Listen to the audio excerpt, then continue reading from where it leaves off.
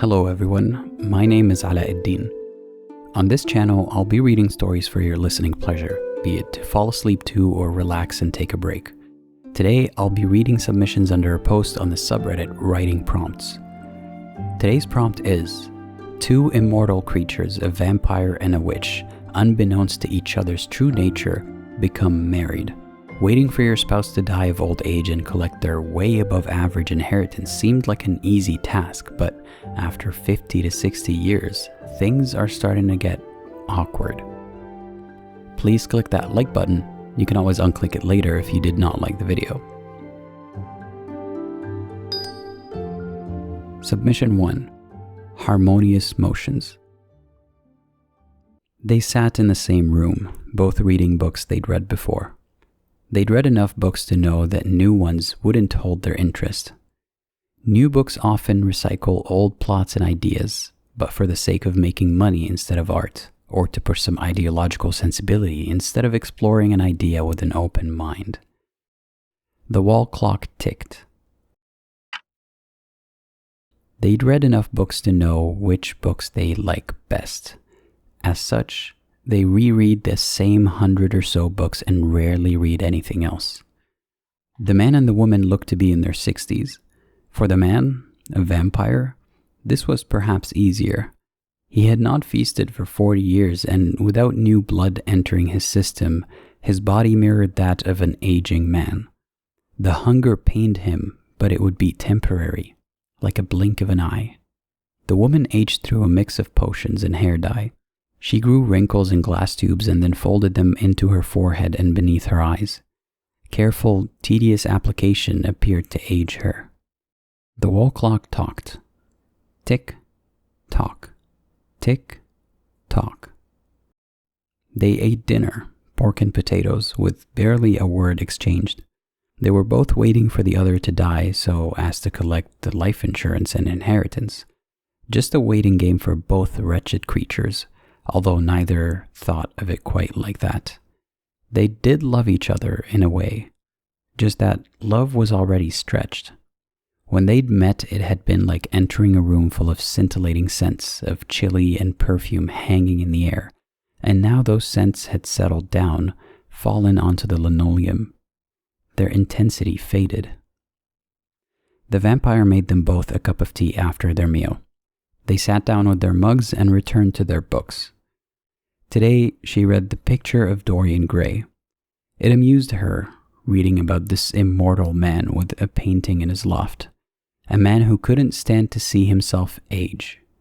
The book was philosophical and always interesting, but it was the simple irony of it that made it a favorite of hers. Vanity was not something an immortal had. You soon become sick of seeing yourself in a mirror, of looking the same way day in and day out. It was, she thought, like living in a house that hadn't been redecorated for 600 years. And although the wallpaper still looked fresh, no mold or peeling, it was outdated and boring as heck. No, she thought, give me wrinkles, give me character. She placed the book on her lap and mused aloud.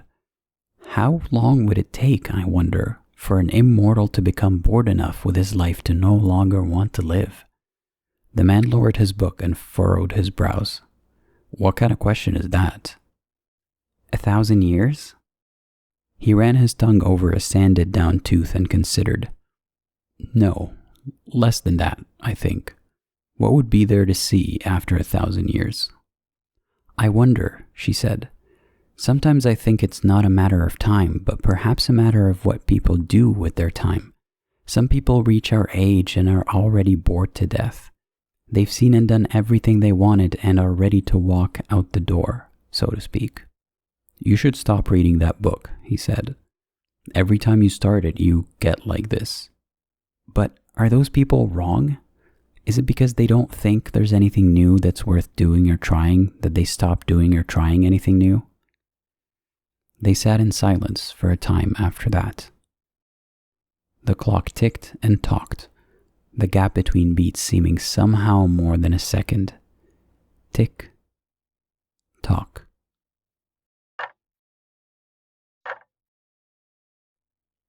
Was that why he'd stopped doing anything new, he wondered? Is that why he was on the same book for the God knew how many time? Was his existence truly dull to him now, or was he dull to his existence? How had he allowed himself to become like this, like dust lying on a sofa? "Have you ever been ballroom dancing?" he asked, eventually. She hadn't. She danced to singing and stringed instruments. She danced beneath the trees in an open moonlight, clothed and naked. She danced her soul out, and by the time she'd finished, she'd lay on the grass panting and decided no type of dancing could ever better this. She knew she'd felt that at the time, but she only remembered feeling it, not how it felt. "No," she said, "I have not been ballroom dancing." He thought for a while. He'd once loved dancing and then grew bored of it, although he'd never tried ballroom dancing. But strangely, curiously, he wanted to try it tonight. "Would you like to?" he asked. She nodded. "I think I would." They stood up. The air in the room seemed suddenly fragrant. Not fresh, but zesty. Spices and citrus perfume. Later that night, they took each other's hands on the ballroom floor. They danced poorly, laughed merrily, and wondered what else they might discover or rediscover together. Submission 2. A long struggle. Sarah didn't want to kill her husband. Not out of compassion or something as pitiful as love, but from a simple sense of egotism that prevented her from taking the easy way out. It was the same sentiment that started her journey into magic and fueled her thirst for knowledge. A witch as powerful as her shouldn't resort to something as crass as murder to solve her problems. She was better than that. And yet, on the night of their 50th anniversary, Sarah found herself poisoning her husband's wine. It wasn't without due cause, obviously. Damien had been fooling around with the peasants for decades, and Sarah grew tired of enduring the shame. Every time she cornered him, he found a valid excuse or destroyed the evidence before he could get caught. Worst of all, the mistresses could never be found afterwards.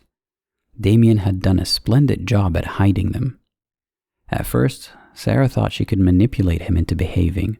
She had never met a man she couldn't wrap around her finger. A simple charm spell should have been enough to keep him in tow for the rest of his life. But it didn't. Sarah couldn't believe it. Was her witchcraft not strong enough? That couldn't be the case. She was the most powerful spellcaster in the land. The only other explanation was that Damien had innate resistance to magic, something perhaps inherited through his bloodline. He came from a long line of aristocrats, after all. His family might have a history of dealing with witches. The thought of that terrified Sarah. One mistake could get her trapped in a soul gem for eternity. Because of this, Sarah couldn't afford to wait for his death anymore. She had to take matters into her own hands, and so, after dressing up in their best clothes, the couple met at the tallest balcony of their castle to celebrate the biggest milestone of their allegedly loving marriage. Were it any other couple, this would have been the most romantic evening of their life. Sarah felt numb to it, though.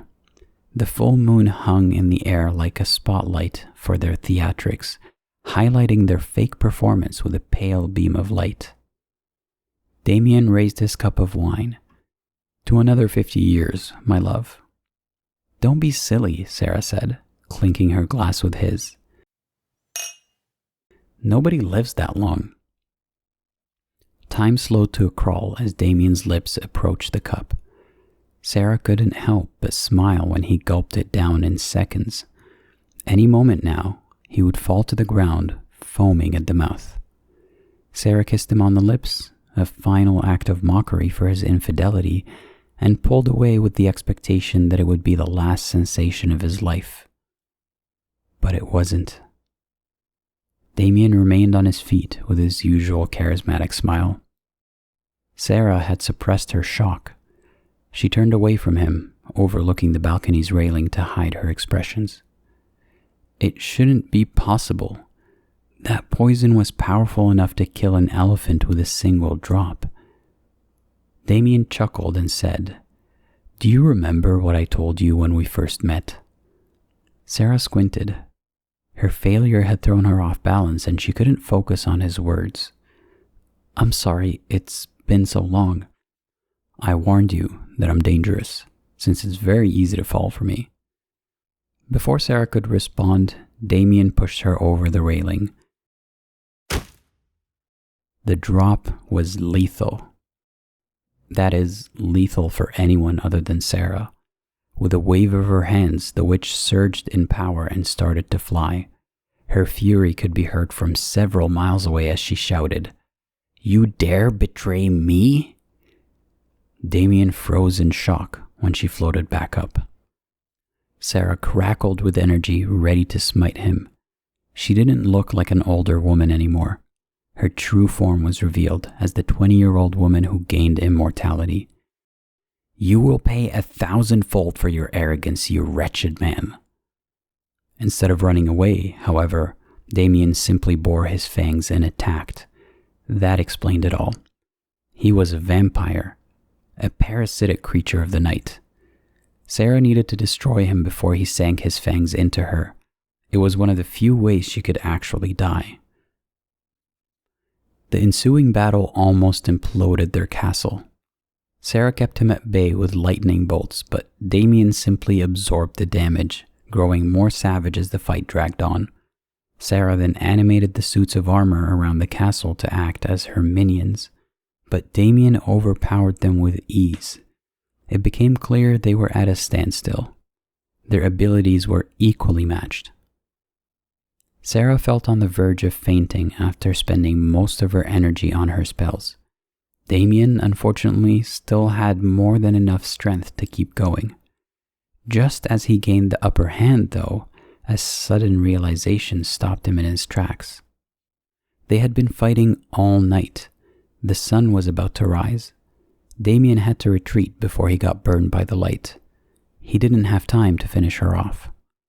As soon as he turned his back, Sarah animated a rug and wrapped it around his legs, causing him to trip. Damien tried to break free, but Sarah exerted all her energy to keep him restrained. She couldn't keep it up for long, but she didn't need to. Sunbeams crawled out of the horizon and slowly entered the castle. Damien didn't plead for his life, cry out in anger, or anything of the sort. He simply accepted his death and uttered 2 words he had never said before. "I'm sorry." Sarah paused. What? "I'm sorry. I was so focused on hiding my secret that I never considered you were hiding one too. I should have known, really. Your disdain for the church, your uncanny grace and knowledge. I always thought we were similar. That's why this is my longest marriage, but I never thought it would be to this extent. It's all my fault for living a lie." Sarah welled with tears. She couldn't help but see herself in him. They were both hated by the world, a type of loneliness that few beings could truly understand. Sarah herself, as a teenager many ages ago, had almost been burned alive by her home village simply because she tried to heal her lover with witchcraft. After regaining his health, the boy she loved turned her into the church authorities out of fear of her powers. That betrayal wounded her for centuries. It taught her to always hide her nature and exploit everyone around her. Now, after all that time, there was a man in front of her who could actually understand that pain, and she had tried to kill him. Would she keep repeating this cycle for eternity? Was there not a way out? Yes, there was. Sarah undid the spell and embraced her husband, and thus what started as a false anniversary ended in a renewal of vows. Submission 3. Feline Different. The first time Lily thought her wife might not be normal was on their 60th anniversary. The restaurant they usually went to had closed, and she reserved a table at a trendy fusion restaurant a neighbor had recommended. Despite the unexpected change in venue, the date started the same way as every other forgettable anniversary. She and Rose met at the restaurant and exchanged their gifts in the parking lot. Each gave the other a tasteful yet generic diamond necklace. A young, overly enthusiastic girl greeted them at the table. "Hello, welcome to the Taste of Decadence. Is it a special occasion?" "Yes," Rose said. "It is our anniversary." "Happy anniversary. How long have you two been married?" 60 years. The waitress laughed. "Don't you mean 6 years, ma'am? Both of you are way too young to be 60, much less be married for 60 years. "Nonsense," Rose responded. 60 years of marriage isn't as long as people think it is. Honestly, the only reason young folk like yourself think so is because so many of you divorce after only 30 years. The waitress gave a strained smile before asking for their order. As Rose grilled the waitress about where each ingredient is sourced from, Lily quietly pondered what the waitress and Rose said. However, she pushed those wonders aside when she was finally asked what she wanted to order, which happened to be their largest steak cooked as rare as possible with no sides. Her suspicions were aroused again only a few days later. For decades, Lily had told Rose that she works as a night shift manager at a pharmacy. Conveniently, her wife adjusted to her upside-down schedule and lived a nocturnal life too. Lily graciously ended her nights by performing some of the duties of a dutiful wife, as described by a magazine that went out of print decades ago. She cooked breakfast, eggs and bacon for Rose, a smoothie made with locally sourced ingredients for herself, and fresh salmon for Nightshade. She tidied up the trinkets that Nightshade had knocked off the shelves. He was a lovable hellion of a cat, and one of the reasons Lily had not yet divorced Rose. She dusted and vacuumed the common areas, but never the basement where Rose said she did her work as a translator. As Lily was dusting, she took a moment to look at the framed photographs. There's one from their wedding day, looking somewhat withered. There's another from their 50th anniversary. Staring at the two side by side, it was the first time she realized that the only difference in Rose's appearance was the grayness of her hair. She studied the photos until she was startled by a crash, only to realize that it meant she had to sweep up fragments of an expensive vase that Nightshade knocked over. Who needs kids when you have a cat? She thought. The third and final time she got a hint about her wife's true nature was when she was buying cat litter. The price had gone up once again, and Lily wondered if she could try a cheaper brand. Though she had recovered much of her wealth since the stock market crashed, she couldn't stop herself from being frugal and hoped that Nightshade would accept the downgrade. Of course, she thought. The last time we switched his litter, he demolished my sturdy pair of boots and shredded my favorite cloak. She smiled, remembering how it took her 30 years to find a replacement cloak that was just as fashionable, functional, and easily washable. As she stood there reminiscing on Nightshade's acts of violent love, she came to a startling realization and immediately marched to the register, where a startled teenager looked dazed and confused.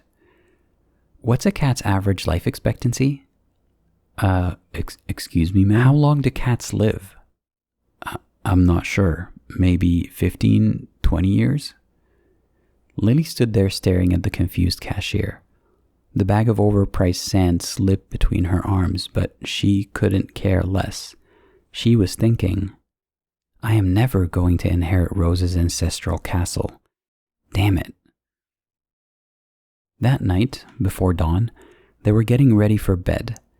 They were pinning the blackout curtains closed, checking the salt lines, and locking the doors. Lily abruptly turned to Rose and asked the question she should have asked 63 years ago. "Are you immortal?" "What?" Rose said. Of course I'm human. I know you're a human, but are you mortal? Rose stared at her for far too long. What is she thinking? Lily thought she knew her wife, but the woman before her isn't the woman she thought she married. No, I'm not mortal. Not after swearing my oaths, she finally answered. Are you mortal? No, I have not been mortal in over 200 years. God effing damn it, Rose swore. Are you kidding me? I wasted 6 decades waiting for the death of a spouse who cannot die. There's no need for that type of language, Lily said. You're not the only one who's disappointed. If I had known you wouldn't die in a reasonable time frame, then I wouldn't have wasted all that money on repairing a castle that wouldn't be mine. Rose sneered. Who cares about some crumbling castle? Do you know how many ancient tomes I could have bought with your fortune?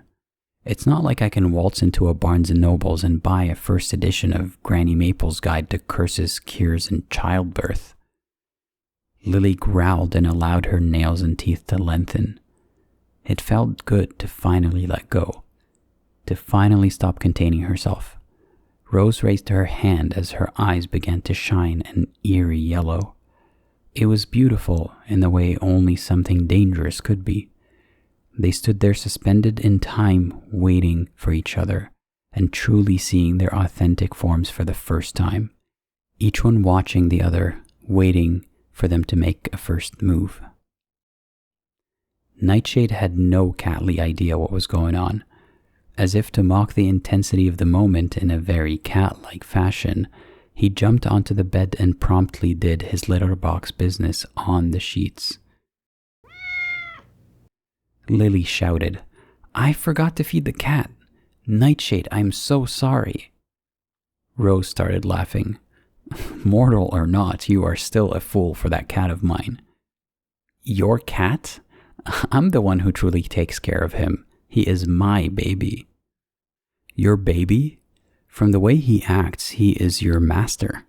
A familiar is not a pampered pet, yet you keep spoiling him. If I ask you to give me your entire fortune for that cat, you would give me that in a heartbeat. Of course I would. However, you cannot deny that you are the same. If I ask you to give up your castle and ancestral home for Nightshade, you would not hesitate. He's my familiar. I would not give him up for the world, no matter how much of a jerk he is. Rose and Lily looked at Nightshade with exacerbation on Rose's part and concern on Lily's, and love in both their eyes. After some pondering, Lily turned to Rose. It's late, and the sun must have risen by now. Let's go to bed and continue our talk in the evening. Rose nodded. You're right. Go feed Nightshade and I'll remake the bed. Lily nodded before leaving the room with Nightshade following closely behind. As Rose took care of the poopy situation, she reflected on her marriage.